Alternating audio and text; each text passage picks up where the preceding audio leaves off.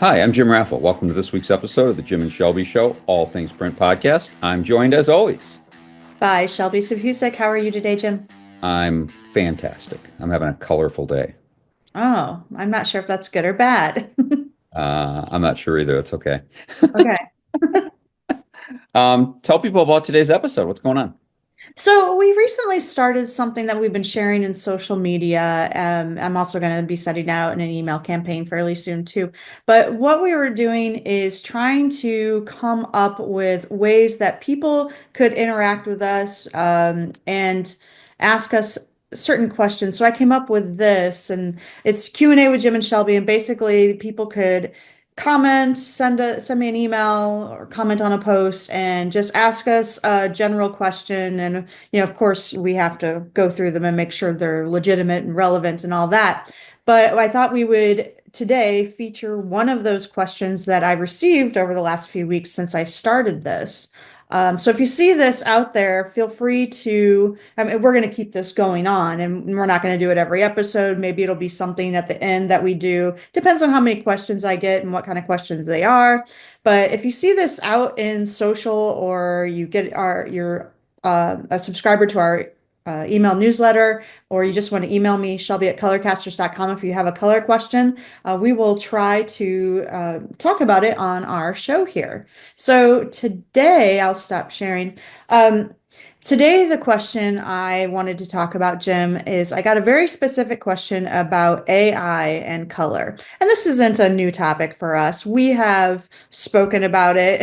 At Printing United, you had a thing with Marshall Atkinson, who works with Midjourney.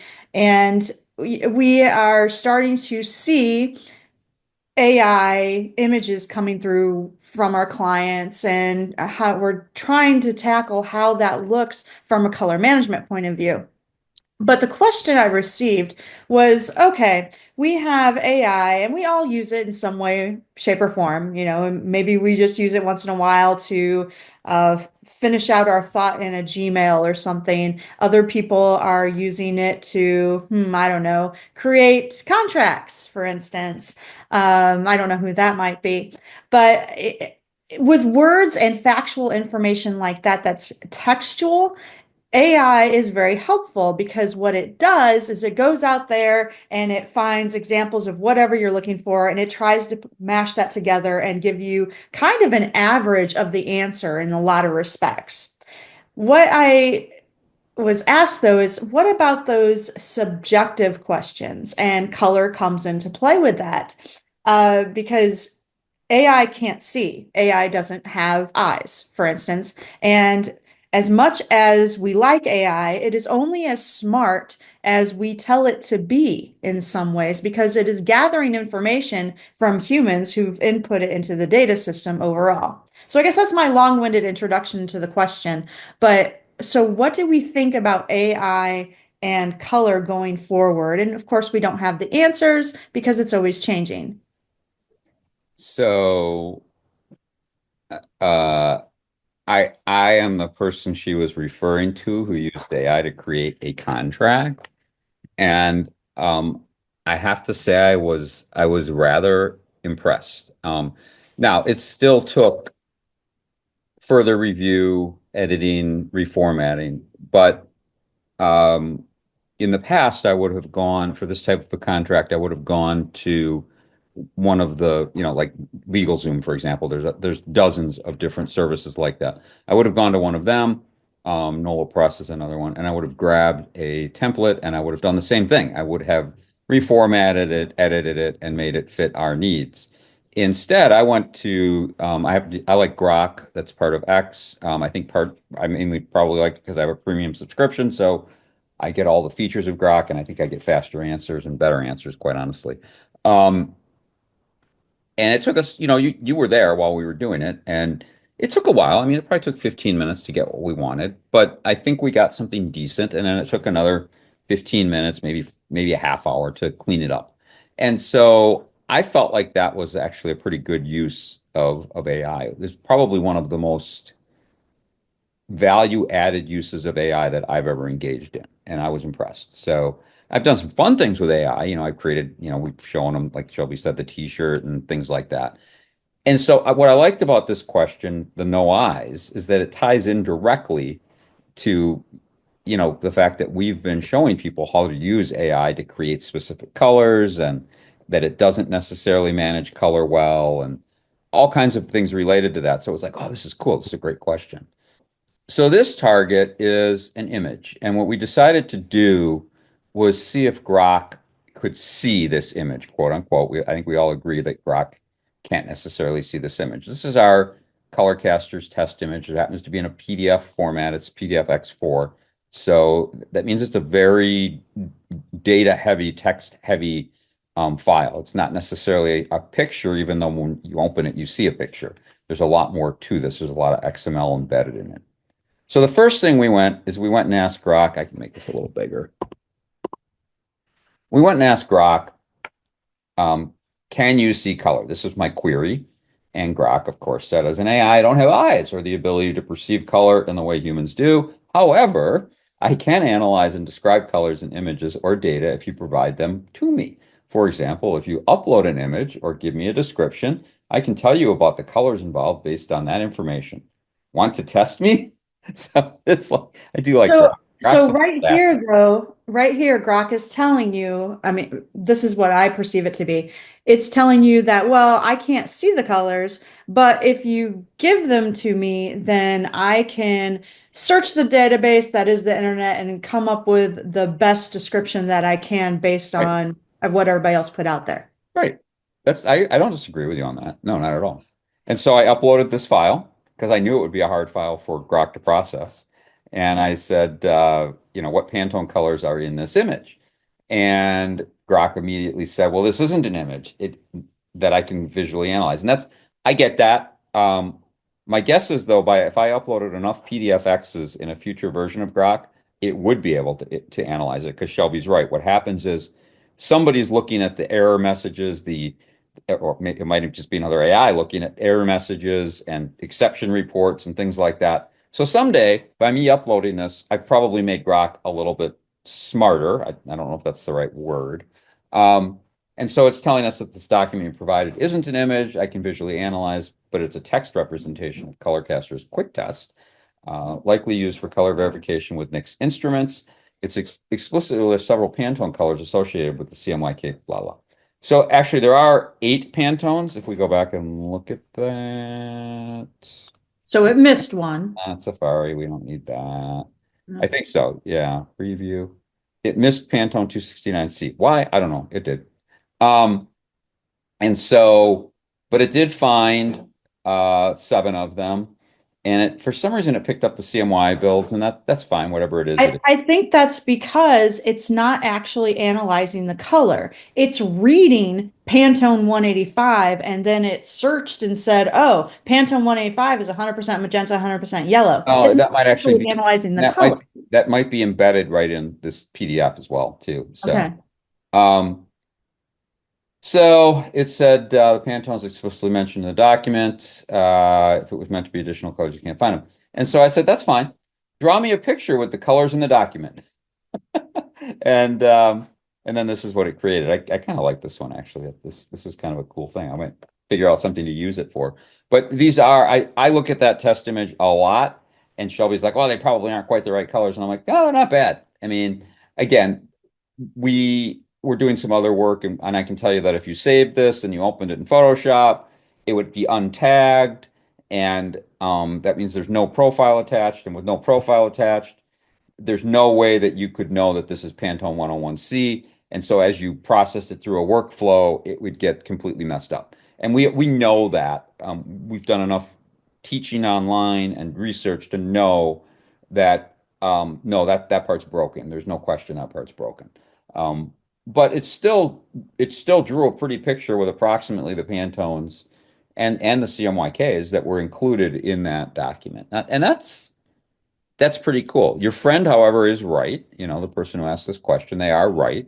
And Grok acknowledged it. I can't see color. And that I think that's a long ways off.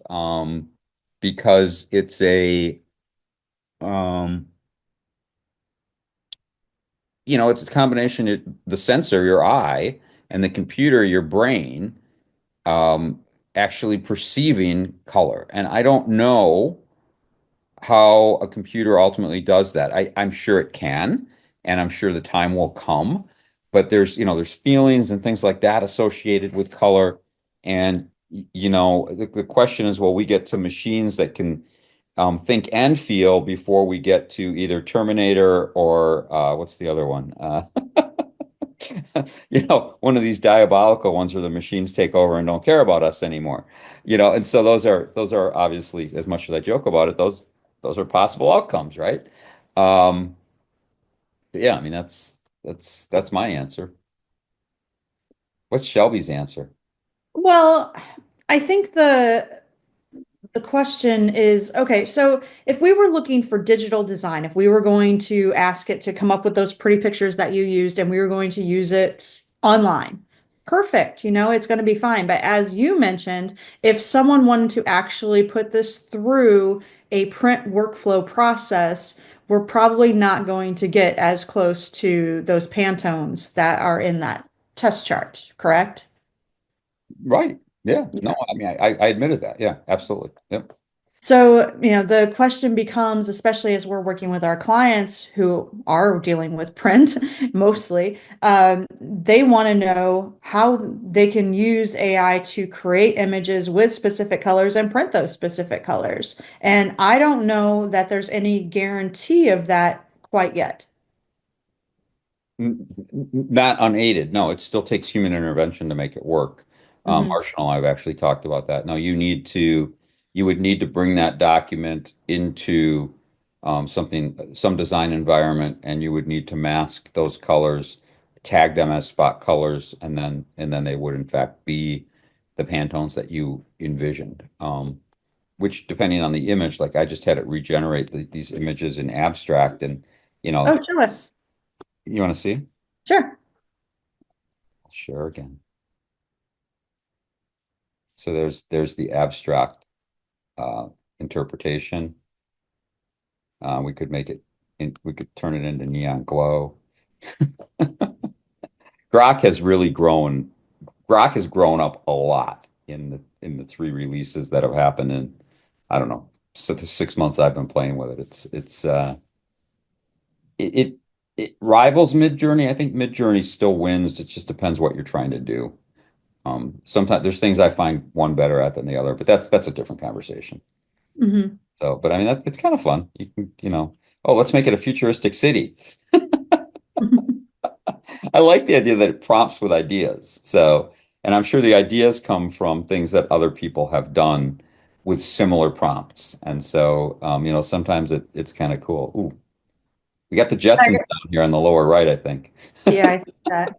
But with each iteration, I think we are getting further and further from those Ah, Pantone colors. no question about it. We're getting very, very far from the Pantones. Yeah, yeah. Uh, So I guess the point is, if we were really trying to answer this question, is AI isn't there yet. And I don't know, it's not there to the point where we can tell it to definitely do this color and that we would be able to take that image and no human interaction, no pulling it into any other software program and be able to print it and it's going to be that color that we wanted it to be. right, but to as an assistant to a professional Hmm. has a defined goal in their head that they want to achieve, create a contract, create Hmm. a image for a t-shirt for a trade show. Um, I feel that it offers the AI is like having an assistant who I can direct without too much back and forth. I don't have to have emails back and forth. I don't have to text back and forth. I can look at the results and request changes instantaneously. Um, and it allows me to look as a guy who's not doesn't have creative design skills, but has creative thinking skills. I can think of the picture I want. There's no way I'd ever be able to generate it, and I can get pretty close. Can I get exactly what I envision in my brain? No, which that's what an artist does. And you're right in that regard. Um, AI falls short. I mean, AI is always going to fall short of human expectations, in my opinion. Like I think it would have been great if yesterday when we needed that contract, I could have typed in what I wanted and was ready to sign, right? But I'm not saying we'll never get there. We might get there in my very, very short working career that I have left, another 3 or 4 months till I retire. I'm kidding. That's a joke. But I'll probably work another 10 years. And I think in those 10 years, I could very legitimately see AI.